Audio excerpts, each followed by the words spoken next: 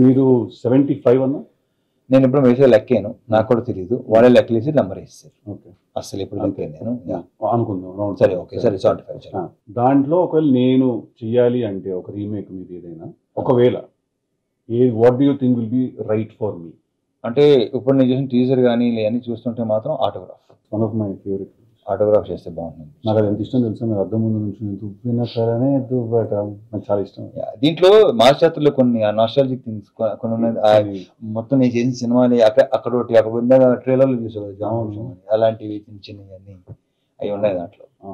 నీ దాంట్లో ఏంటంటే ఆల్మోస్ట్ నేను యాక్చువల్లీ అలాంటి క్యారెక్టరైజేషన్ చేశాను, కానీ నాకు టిల్లులో 1లోన లేవు లేవు అలాంటి. So yeah, autograph.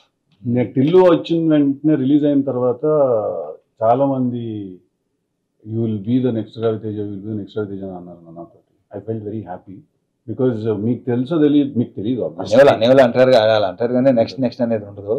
నీ ప్లేస్ నీదే, నా ప్లేస్ అంటే నేను నీ ప్లేస్ లో వెళ్ళాలి, నా ప్లేస్ లో నేను ఎప్పుడు దాన్ని ఎలా కన్సిడర్ చేస్తానంటే, నన్ను ఎవరైనా ఎవరితో పోలిస్తే నేను ఎలా దాన్ని తీసుకుంటానంటే, యాస్టీస్ తనలో అవుతాం కాదు, మార్కెట్ మీద కానీ ఇండస్ట్రీ మీద కానీ ఆ మనిషి క్రియేట్ చేసినంత ఇంపాక్ట్ నువ్వు కూడా క్రియేట్ చేస్తావు అనే పర్స్పెక్టివ్ లో తీసుకుంటా నేను దాన్ని.